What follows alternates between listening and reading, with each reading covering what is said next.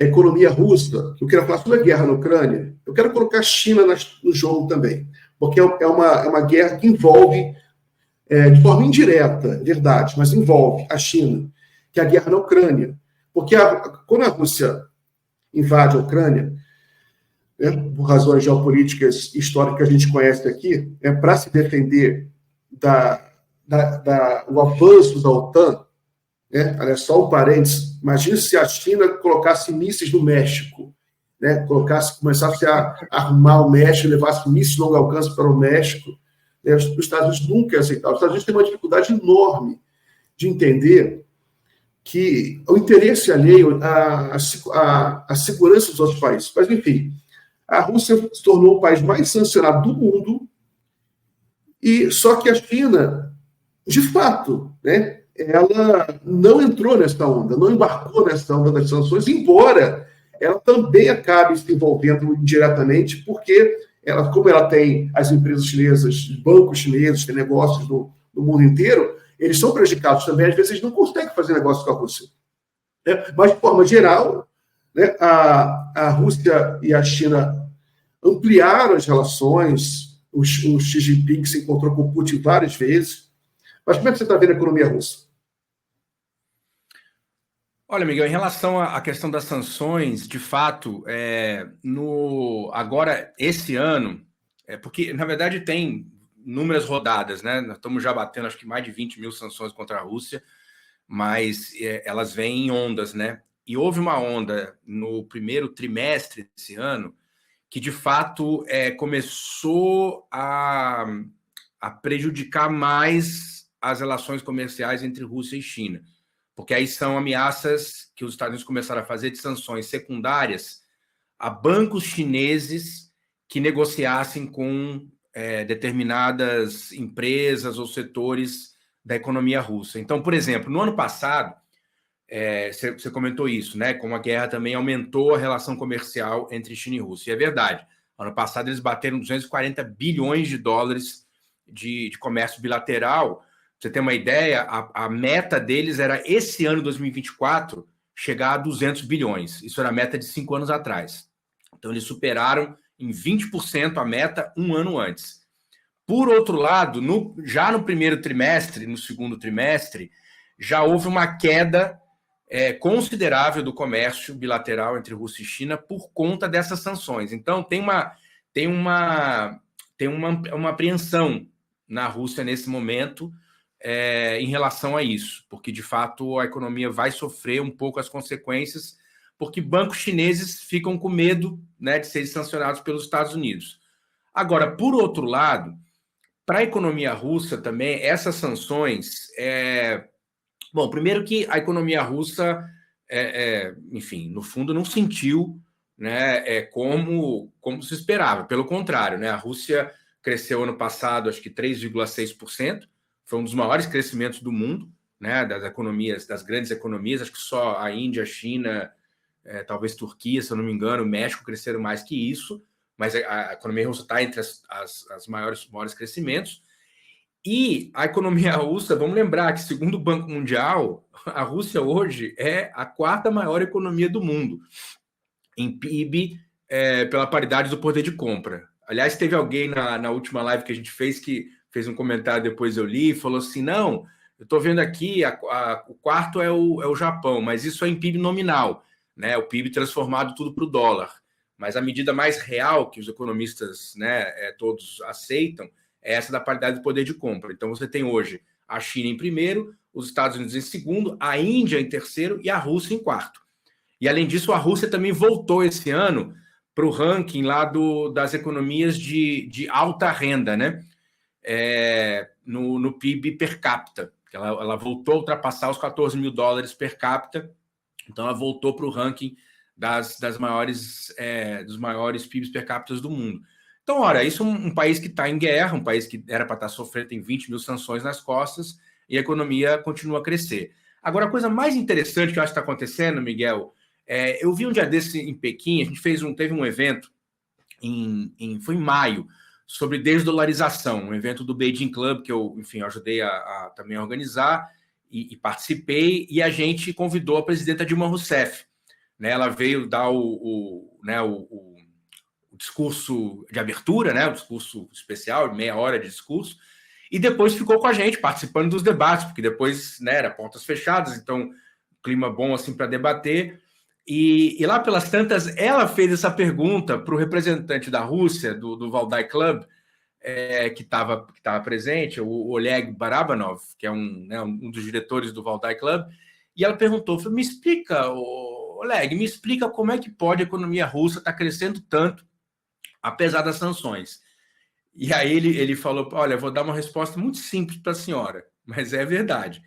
O que está acontecendo é que desde o começo da guerra, por conta das sanções, por conta das empresas ocidentais que foram embora, né, que abandonaram a Rússia, e por conta da necessidade, a Rússia entrou num processo de reinvestimento na sua industrialização como há muito tempo não acontecia. Ele deu um exemplo, falou, olha, nós temos, por exemplo, temos 2 fundos soberanos na Rússia, que são fundos que vêm de recursos, por exemplo, de exportação de gás, de petróleo, de outras commodities, e outros fundos, e outras fontes.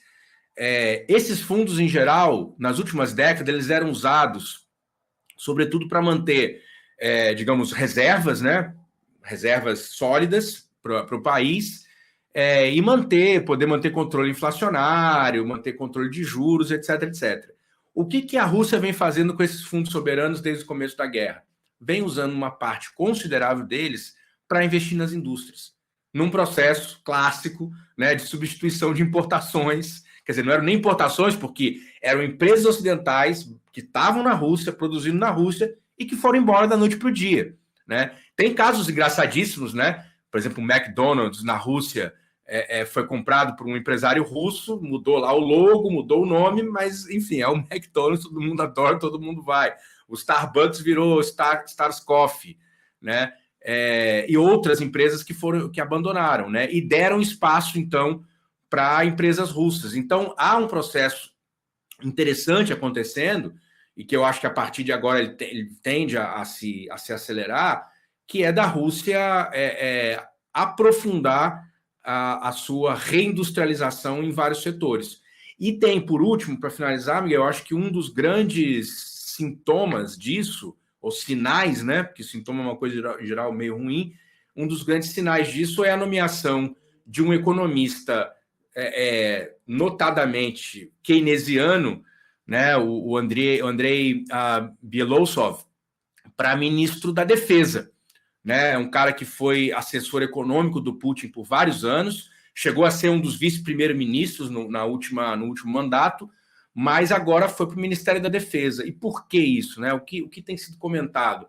Primeiro porque é preciso... cresceu muito o orçamento militar, obviamente, né? Então precisa botar um pouco de ordem na casa, mas também porque há uma grande expectativa houve muito avanço tecnológico, inclusive, né, nos últimos anos, por conta da guerra, da necessidade da guerra, e há uma expectativa de que no pós-guerra, né, ou pelo menos que esse conflito se resolva o mais rápido possível, que grande parte, né, desses avanços tecnológicos sejam revertidos, né, para os usos civis, que é o que acontece, né? A maior parte, aliás, né, dos avanços tecnológicos que nós temos hoje em celulares, em computadores, em carros, inicialmente eles vêm do setor militar. A internet, né, que começou como um projeto militar nos Estados Unidos. Então, isso é um pouco a expectativa, né? Então, eu acho que isso tem uma nova vibe, né, na economia russa, e, mais uma vez, ela se dá por conta, né, da necessidade de defesa em relação à guerra e da reação em relação às milhares de sanções que foram impostas ao povo russo nos últimos anos. Muito bem.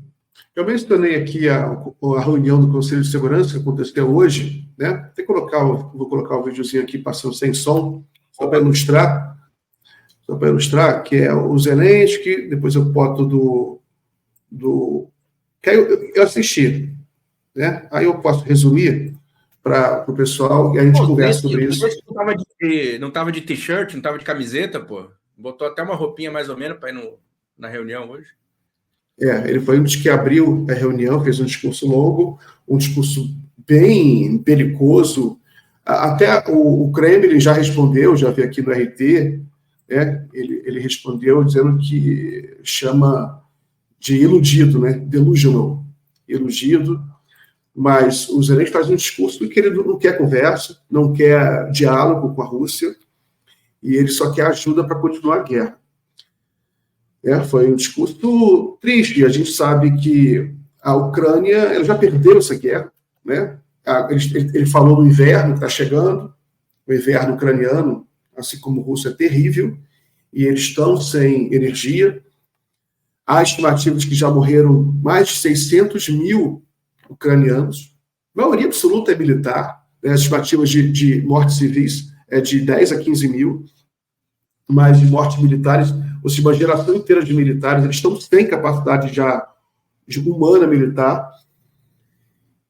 E você tem aí o Wang Li, que falou também, eu vou colocar um videozinho dele para ilustrar, que é interessante. O Wang Li, que é o ministro de Relações Exteriores da China, ele mencionou a importância de encontrar uma saída diplomática, uma saída política, e mencionou o projeto com o Brasil.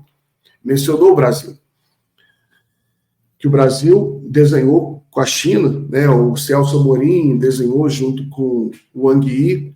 O Celso Amorim ele faz às vezes de ministro de Relações Exteriores, né? Ele é assessor especial do Lula, mas só que às vezes eu acho que quando o bicho pega ele, né?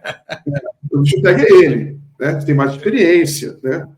É até natural, né? O Lula, o assessor internacional, com a experiência dele, acaba assumindo funções de altíssima responsabilidade geopolítica e de política externa.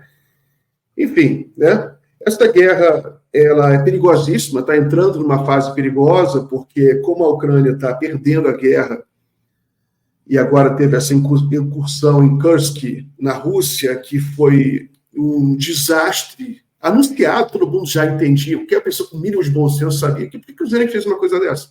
Ele está perdendo a guerra em território dele. Ele vai deslocar uma parte das suas forças para Kursk, estão lá isolados, mas, enfim, voltando aqui um pouco a China, a relação com a China, é claro que essa guerra na Ucrânia ela mexeu com as relações China e Rússia, são os dois maiores países da Ásia, né? A Rússia ela é metade Europa, metade asiática, quer dizer, metade, a maior parte dela é asiática, e essa guerra e a reação do mundo a essa guerra fez o que o Kissinger tentou evitar, né, durante um tempão, que era essa união da Rússia com a China, que ela muda a geopolítica, né? Inclusive, a guerra na Ucrânia também ela deu um peso maior ao BRICS, porque aí o mundo, como o BRICS ele engloba a Rússia e a China e outros países, né, a Índia, o Brasil, o BRICS ganhou o outro peso, né? Ganha um peso geopolítico que nem sei se alguém cogitou inicialmente quando foi fundado, mas ele ganhou um peso geopolítico até militar. Embora não tenha acordo militar no BRICS, mas ele acaba envolvendo, porque o Irã entrou no BRICS. Você viu que a Turquia pediu entrada no BRICS. Mencionando o Irã, tem um discurso do Blinken também, estou tentando colocar aqui 2 vídeos, o do Wang Li e do Blinken. O Blinken é o secretário de Estado do governo americano, que é o cargo equivalente a ministro de Relações Exteriores dos Estados Unidos. Só que o Blinken, de diplomata, não tem nada. Ele só fala em guerra. Assim como o Biden, né? O Biden, ontem, no discurso dele na Assembleia Geral da ONU, ele só falou em guerra. Uma coisa assustadora. Todo mundo falando em paz. O Lula chegou cumprimentando a Palestina. Primeira coisa que ele fala, quero cumprimentar aqui a Palestina por estar presente aqui, e nominou o Mohamed Abbas, presidente da Autoridade Nacional Palestina. Parabéns por estar vindo aqui. Começou o discurso dele falando da Palestina e falando da necessidade de paz no mundo. Todo mundo falou em paz. O presidente da África do Sul também fez um discurso quase todo voltado à Palestina, a necessidade de você garantir a paz, garantir os direitos humanos, muito duro. E o Biden não. O Biden começou fazendo piadinha com a idade dele, e só falou em guerra. Só guerra, guerra, guerra, guerra, guerra. É impressionante como eles estão alucinados. Mas aí, hoje, teve a reunião do Conselho de Segurança, em que o Blinken ele tenta envolver o Irã. Né? Irã está mandando drones para a Rússia, Irã é malvado, está matando ucranianos, esses drones estão sendo usados para destruir, eles usam linguagem emotiva, como se eles não vendessem arma para a Ucrânia. E para Israel? Para Israel. Já o Wang Li fez um discurso exatamente oposto, que ela não vai ajudar a construir a paz, encher a Ucrânia de armas, vender armas para a Ucrânia. É preciso encontrar soluções diplomáticas, soluções políticas, e cita o plano construído junto com o Brasil. Enfim, essa reunião comercial, essa aliança, essa maior entre a Rússia e a China, ela acaba gerando também um polo geopolítico que não existia antes dessa forma, com essa força, né? E que vai também influenciar o BRICS. O BRICS, como é que a sua expectativa para esse encontro dos BRICS vai acontecer em Kazan, na Rússia, do dia 22 a 24 de outubro? Como é que você acha que a guerra na Ucrânia e essa nova... Porque apesar de ter caído o comércio, como você notou, entre a Rússia e a China em função de sanções, a relação geopolítica de ambos os países, ela cresceu. Os países têm até por razões óbvias, né? Os americanos, eles nem escondem, vamos acabar com a Rússia porque o próximo é a China. Eles falam isso abertamente.